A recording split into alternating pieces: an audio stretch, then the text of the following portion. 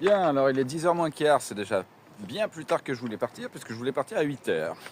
Mais je me suis réveillé à 8h, donc c'était impossible de partir à ce moment-là. Et bah voilà, en tout cas j'ai tout fait, tout préparé. Et là je suis sur le départ et il fait super beau aujourd'hui, donc on va en profiter. On va marcher. Et puis voilà quoi, c'est parti, regardez ça. Si c'est pas beau là, et puis on va aller voir la plage, la playa.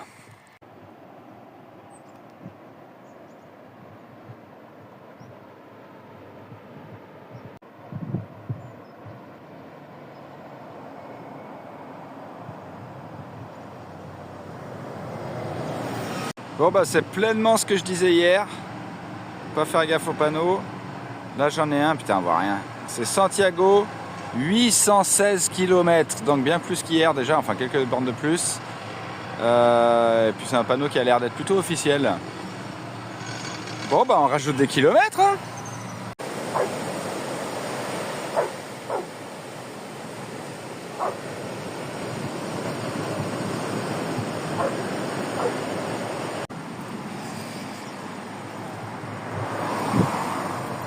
Ça doit faire 4 km que je marche sur cette piste piétonne, cette voie piétonne. Je pense que de là-bas, on verra le tout là. Mais fou, c'est long hein, avant de rattaquer du Camino in la Foresta. Guetaria. C'était donc à 4 km de la route. Et là, il y a un point d'eau.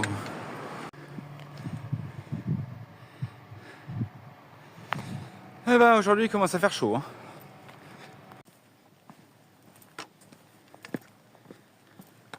C'est vraiment charmant comme style de voie là, ces trucs à l'ancienne. Mais mon Dieu que c'est compliqué à naviguer.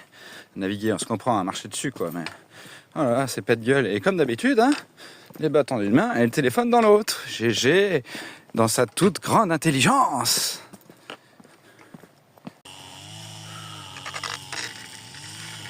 Yo! Ah, ça fait plaisir, c'est joli là. C'est cool. Quand il y a beaucoup de passages où tu es vraiment sur la nationale, là ça va, ils ont coupé l'herbe à côté. Mais il y a des endroits où tu es obligé de marcher sur la nasse comme ça et tu te fais un peu frôler le cul par les bagnoles. Mais bon, là je peux marcher dans l'herbe donc faudra ainsi. Voilà, et autre chose, ça faisait des semaines que c'était pas arrivé pour le coup. Mais j'ai remis mon chapeau, mon petit chapeau, ça faisait longtemps que je l'avais pas mis sur la tête celui-là. Une bien grande église qui est fermée. Sauf que je peux aller voir de ce côté, on va aller voir, mais je pense que c'est fermé. Bon, eh bien, c'est 12h45 là. Et j'ai reçu un message là de mon petit Raph qui était très émouvant parce que mon petit Raph, il est arrivé aujourd'hui à Saint-Jacques-de-Compostelle ce matin. Et message très émouvant, les larmes aux yeux, etc. Même moi, il m'a mis les larmes aux yeux. Et là, du coup, Raph, comme je vais te filer le lien, j'espère que tu verras cette vidéo.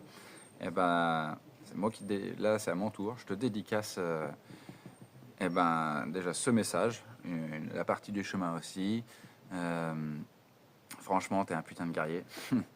C'est hallucinant ce que tu as réussi à faire. Il est parti de Genève, si je me trompe pas. Et Raph, c'est un gars qui a marché avec son chien, Dewey, un adorable labrador. On s'est rencontrés au tout début du chemin à Setou. C'était mon deuxième tampon sur la crédentiale. Et franchement, mon Raph, là, t'as toute mon admiration. T'es un putain de guerrier. Tu m'as foutu les larmes aux yeux avec ton message, là. Quand j'arriverai sur place, je ferai la même pour toi. C'est sûr. T'as vraiment été au top. On s'est échangé des messages tout du long. Tu m'as filé plein de conseils, de tuyaux, d'astuces qui me servent encore aujourd'hui et qui vont encore me servir sur les semaines qui viennent parce que t'avais tellement d'avance sur moi finalement. Et comme je te l'ai dit dans le message que je t'ai envoyé là, bah, mine de rien, c'est une amitié qui s'est créée entre nous via message, via WhatsApp finalement, mais parce qu'on se donnait régulièrement des nouvelles, on a rigolé ensemble à distance comme ça, on s'est vraiment fendu la poire. Moi, ça m'a apporté énormément de sourires, de confort, de soutien, c'est ça le mot. Et, euh, et ouais, merci pour tout, Raph. Franchement, t'es une super source d'inspiration. Aujourd'hui, je vais marcher, je vais penser à toi toute la journée. Je vais penser au fait que tu sois arrivé à Saint-Jacques, que bah, la grandeur de ce chemin, ce qu'il nous apporte, ça va me reconnecter au chemin, ça. De t'avoir vu comme ça aussi ému, je le comprends tellement, ça. Je sais très bien que je vais chialer comme une madeleine, moi aussi, quand je vais arriver à Saint-Jacques, ça c'est une certitude. Ça me redonne de la force à fond, un truc de fou, quoi. C'est trop bien, je suis trop content pour toi, mon gars. On est quel jour, là? Il faut que je regarde. On est le 24 septembre. 24 septembre, et t'es arrivé à Santiago de Compostela. C'est magnifique, t'es un guerrier, t'es une machine, t'es un aventurier de fou, t'es une putain de source d'inspiration, ouais, trop bien. Et je sais que je vais venir te voir en Suisse, comme je te l'ai dit, c'est une certitude. Mais voilà, là, je le publie, là, ce message, parce que c'est important, tu vois, je le partage et je te dédicace ça, mon gars, tu vois. T'es vraiment trop top, quoi. Trop top, j'arrive plus à parler. Si j'avais une bière, là, je trinque à l'eau, mais j'ai pas de bière, je suis au plein milieu d'un petit village, là. T'avais raison, toutes les églises sont fermées. Je vais continuer à marcher. Ouais, vraiment, ça va être le mot du jour aujourd'hui, la pensée du jour, ça va être mon petit Raph à Saint-Jacques-de-Compostelle. Il a réussi son chemin, il y est arrivé, il a bravé toutes les épreuves et Dieu sait que tu en as vécu des épreuves et des complications, des trucs. Tu m'as tellement fait rigoler avec certains trucs là. On va le garder pour nous. Mais ouais, qu'est-ce qu'on va rigoler quand on va se revoir et qu'on va parler de tout ça, ça va être grandiose. Sur ce, je te fais plein de bisous. Mon gars, bravo à toi. Franchement, t'es le meilleur. Clairement, t'es trop fort. T'as un bivouac tout du long, pas une seule fois un gîte ou quoi que ce soit. Prendre la pluie en pleine nuit. J'ai en train de penser à certains trucs que tu m'as raconté, ça me fait trop rire. Ah putain, trop fort quoi. Donc ouais. Bravo.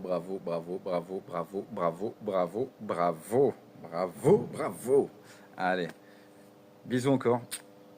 Et puis, bah, belle continuation quoi.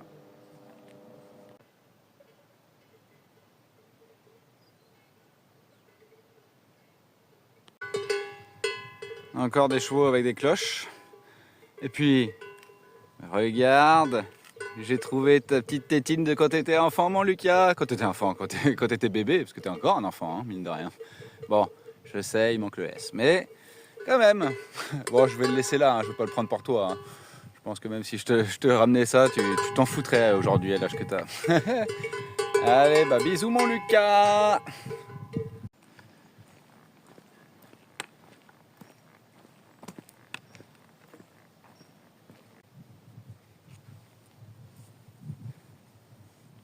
J'arrête pas de filmer parce que bah, tout ce que je vois c'est de toute beauté. Je vais pas pouvoir filmer tout le long, sinon je vais faire une vidéo de 6 heures. Là. Mais waouh, le contraste là entre mer, montagne et verdure là, c'est grandiose, c'est hallucinant. Je m'attendais pas à prendre des claques comme ça quoi. C'est waouh, ça me fait quelque chose. Ces maudits panneaux, j'en vois beaucoup trop de ces maudits panneaux. Alors j'essaie de me trouver une boulangerie pour manger un truc salé, un sandwich, et dans la boulangerie que je viens de rentrer, il n'y a que du sucré. J'hallucine. Bon, du coup, je suis déjà sorti de la ville. J'ai pas su trouver un sandwich salé, donc tant pis. J'avance, de toute façon j'ai de quoi faire. J'ai un œuf, une boîte de sardines dans mon sac, des pâtes et de la semoule, donc ouais, je peux me faire bouffer. Mais je vais avancer, j'ai acheté 2 bananes. Le gars m'a dit un prix, rien compris. J'ai vu que sur la caisse c'était marqué 2 et quelques, 2,60. Putain, ça fait cher les bananes. Je lui donne donc 3 €, il fait non. Il repèse, il me montre et il me fait non, c'est 88 centimes mec. Moi c'était le prix au kilo que j'ai dû voir. Donc, au moins il a été fair play, il m'a pas arnaqué, il a pas dit tiens c'est un touriste, je vais lui prendre ses 3 balles. Donc moi ça c'est cool. Et là, je viens de regarder le profil du chemin là. Là ça va grimper là. Ça va être l'étape qui grimpe. Donc je crois que dans 3-4 km c'est un autre village, d'après ce que j'ai compris. Alors j'espère que c'est un village et pas le nom d'une montagne. Et puis on va continuer. Ah, je pense que je vais arriver à une église. J'ai capté que quand tu viens à une église ou peut-être un cimetière, tu as des chemins de croix. Là, je vois une ici, une là. Du coup, je suis sûr qu'il y en a une pas plus loin. Un peu plus loin. Et bingo! Là, elle est cassée, elle est là dans le coin, là. Mais c'est sûr que c'était une croix. Et ce qui est au-dessus, ça semble être une église. Bingo! Qui plus est, elle est ouverte. Je vais en profiter, je vais aller voir à l'intérieur. Il y a toujours des abris, là. Franchement, pour moi, c'est des tentations de bivouac de fou. Mais peut-être pas sur des grosses villes comme ça. Waouh, c'est joli, hein. Très coloré. Bon, l'église était assez simple, hein. J'ai pas filmé, j'avoue. Et le cimetière qui était juste à côté, même config qu'hier, quoi. Des grandes tombes où tu mets toute la famille dedans. Du coup, je me rappelle avec Clarisse, on en avait parlé. Et à un moment donné, tu fais comment avec les familles? Parce que les familles, c'est éclaté, etc. Qui va où? Enfin bref, c'est un sujet un peu intéressant, mine de rien. Une question intéressante. Ou on s'en fout, je sais pas. Et du coup, voilà, hein, 763 km sur ce rocher. Ce matin, je crois que j'avais dit combien? 860, il me semble, ou 816, je sais plus. Mais bref, il n'y a rien qui colle. Donc, je ne sais qui croire. Tu vois le camion, là? C'est un petit distributeur de boissons, enfin un vendeur de boissons et tout. Et puis j'ai trouvé un sandwich, là, au chorizo, là, c'est cool, ça. Il y avait un grand panneau marqué « Ici, on parle espagnol », avec des gros drapeaux indépendance et tout. Là, je fais « Waouh, ok ». J'ai fait l'effort, et puis je pense qu'il a remarqué que j'ai fait l'effort, et du coup il m'a même offert une pomme, donc c'est cool. Bon, je lui laisse un pourboire en même temps, tu me diras.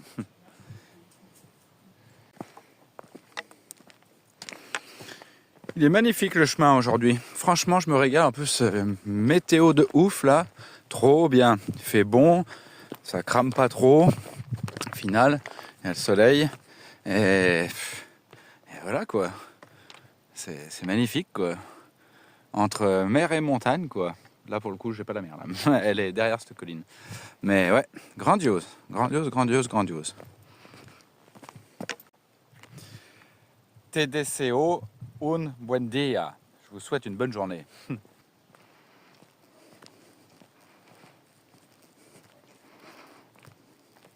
vous partage ma nouvelle technique des montées. Je fais des zigzags. Je rajoute des kilomètres un peu. Mais par contre, ça monte beaucoup plus facilement. Franchement, je vois entre tout droit et mes petits zigzags, c'est mieux. Et en plus, pour mon tendon d'Achille, je trouve que c'est mieux. Ça sollicite différemment. Une fois gauche, une fois droite. Et honnêtement, pour l'instant, ça porte ses fruits. Et je fais pareil pour les descentes. Écoute, hein, on va continuer ainsi. Et là, c'est marrant parce que à la pause, j'ai parlé avec un Américain, un petit ancien, et il se plaignait des montées, il en a plein le cul. Là, je viens de le redoubler en montée, et il me dit « Oh, nice technique !» Je dis « Oh, it's good !» Et je lui ai mis une pilule, quoi, j'ai avancé, et je me suis retourné, j'ai vu que du coup, il fait pareil. Comme quoi. Et aussi, pendant que j'y suis, j'ai déplacé mon petit drapeau français-allemand là, parce qu'il ne se voyait pas là-haut, en fait, en réalité. Et comme là, il y a quand même beaucoup de nationalités, je me suis dit, ça va peut-être faciliter certains échanges. Ensuite, j'ai mon petit pendentif, là, je ne sais pas si vous l'aviez remarqué, là, depuis quelques jours. Lui, je me le suis collé le dernier jour des Pyrénées, parce que je voulais qu'on sache que je suis un pèlerin et non un randonneur du GR10. Hein. Alors, lui, c'est que j'étais à la maison des Amis de Saint-Jacques à Saint-Jean-Pied-de-Port. J'ai bien discuté avec une petite dame qui m'a invité à prendre le café à l'arrière de la boutique et tout, donc super échange. Elle a dit, écoutez, regardez, mon fils, il fabrique des trucs comme ça, il est artisan du cuir, et il dit, j'en ai une petite poignée et j'en donne que aux gens que je trouve intéressants, donc c'est très flatteur. Et donc elle m'a donné ça, et j'ai ma petite plume de paon que je trouve magnifique, hein, au passage, que elle, j'ai récupéré à la ferme basque où j'avais mangé ma première omelette. Je l'ai trouvée par terre, je l'ai ramassée, je l'ai mise là. Et pour l'instant, j'ai réussi à pas la perdre. Donc ça, c'est cool. Donc voilà, c'était le petit instant divertissement, coquetterie, bijoux, décoration de GG. Ouh là là là là. Quand je disais que ça fait passer sur des grosses routes quand même, hein, c'est quand même une belle nationale ça.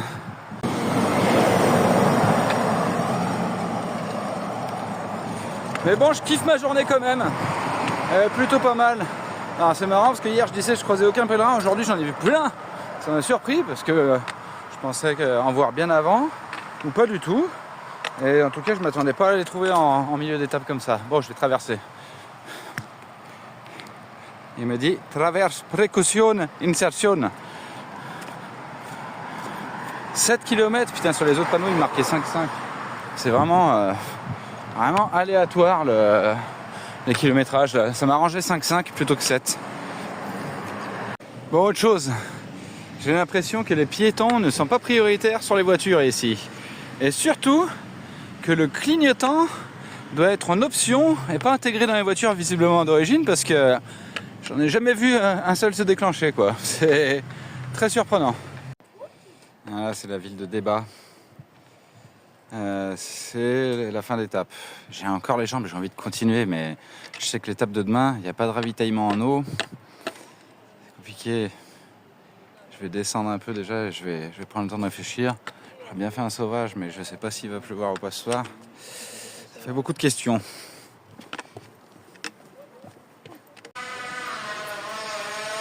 Bon, clairement là, il fait des bruits,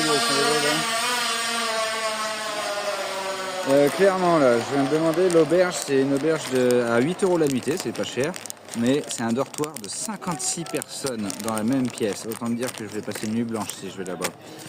Me dit il y a un camping plus loin, il faut que je regarde les distances, il est ouvert, etc. Parce que ça fait sortir du chemin. Enfin, là c'est une petite merde là quand même. Clairement là, il est 6h moins 20. J'ai encore les jambes. Il y a une autre auberge qui a, je crois, putain, il me casse les couilles avec son vélo ce gamin là. Qui est à, je crois, 5-6 km, mais il faut y être avant 7h. Il faut que j'appelle savoir s'il y a de la place. Putain, c'est une vraie merde. Et comme il n'y a pas d'eau là, c'est une galère. Je peux pas non plus me lancer dans un bivouac, tenter le bivouac. Ou alors je charge là, j'avance un peu, je tente, je sais pas. Franchement, là c'est merdique. Là, il faut que je me pose 5 minutes, que je regarde, que je check. Un peu tard pour checker. Dorénavant, je checkerai à midi pour au moins me rassurer un peu et éviter des instants comme ça quoi. Bon allez, je prends une décision, je continue. Je sais pas où ça va me mener, je sais pas si je vais bivouaquer en sauvage ou pas. Je vais peut-être faire quand même le plein d'eau là, il faut que je trouve un point d'eau, je vais faire le plein d'eau, on va voir. Franchement là je pars en freestyle là. Par contre les villes sont super chouettes, hein. Franchement ça y a rien à redire. Ça, les places là comme ça là, oh là là, c'est magnifique. C'est super joli, ouais. Bon allez, il faut retrouver le chemin là.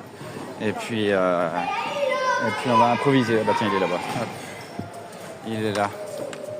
Hop.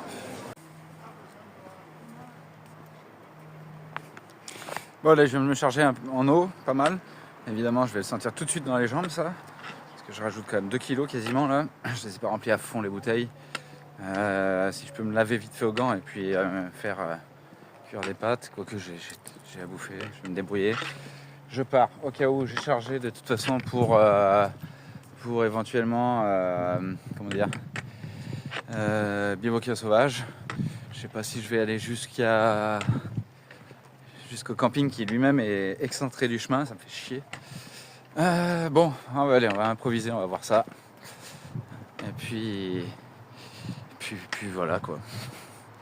Là, je le sens tout de suite dans les pieds là, le poids. Hein. Pouf, ça m'écrase les semelles. Donc Moutriko, c'est le camping, 1h20. Gérable, c'est gérable. Bon, je continue à avancer là. Je viens de me taper une bonne montée. Faut que je m'enfonce encore un peu pour m'isoler. Je sais pas du tout comment ça va se passer, mais comme Raph m'a envoyé sa force, ça va se passer. Ça va bien se passer. Et Raph, il a bivouaqué tous les jours. Pas eu de soucis. Donc il n'y a pas de raison que j'y arrive pas. On va se trouver un endroit. Je sais que David, alors je sais pas s'il a bivouaqué avant ou après débat, mais il a bivouaqué par là. Donc on va bien trouver quelque chose. Je viens de tomber sur le distributeur ici au plein milieu des bois. C'est marrant, il y a des maisons là-bas, il y a plein de tables de pique-nique, je sais pas ce que c'est, il faut que j'aille voir, je sais pas si c'est privé ou quoi. Il n'y a pas de bière, sinon j'aurais craqué, j'en aurais pris une, évidemment. Mais je vais me prendre une petite sucrerie pour ce soir et cette nuit, tant pis, je fraque.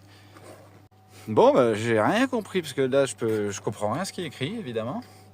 Et j'ai pas de réseau, donc je comprends pas, je peux pas faire un coup de Google Trad. Je viens de mettre la thune, ça m'a rien donné, et ça me rend pas ma thune non plus.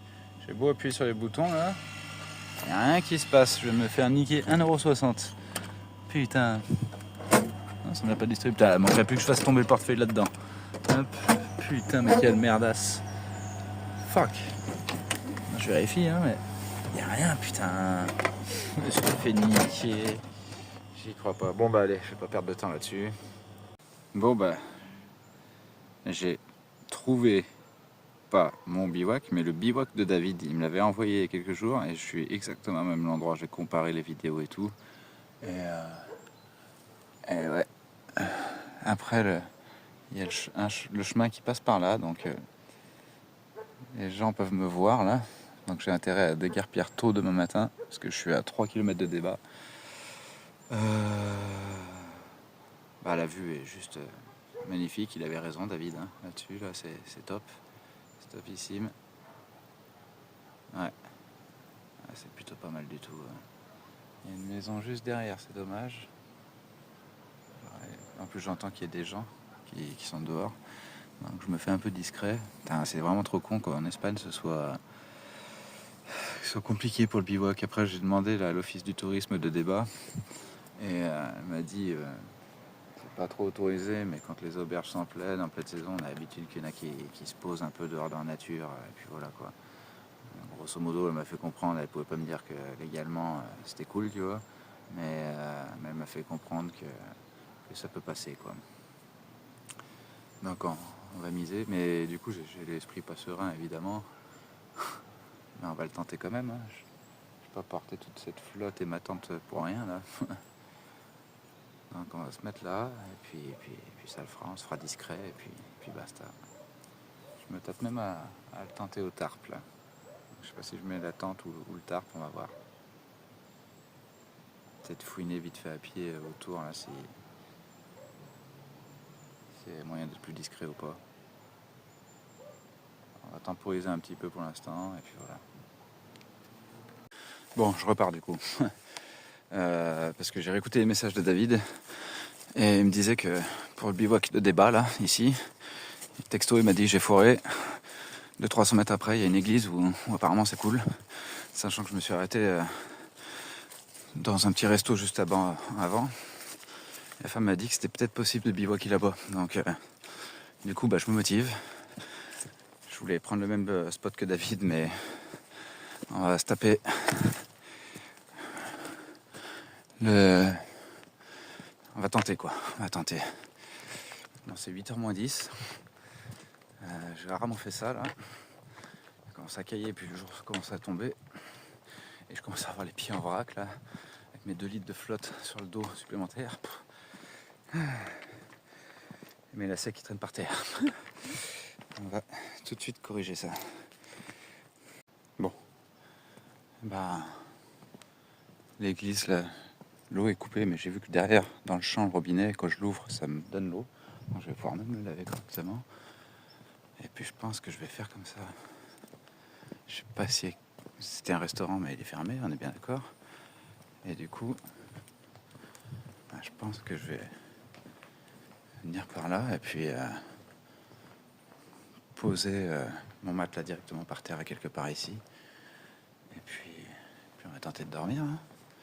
On va tenter de dormir. Je vais même pas mettre la tente dans le champ, je vais mettre directement le matelas. Que ça demain, bah, je pars encore plus tôt, plus vite. Bon bah voilà, j'ai pris ma petite douche là, rapidement. Là, je vais me faire une petite plâtrée de pâtes là. Et puis bah, à manger face à l'océan. la nuit commence à tomber et tout.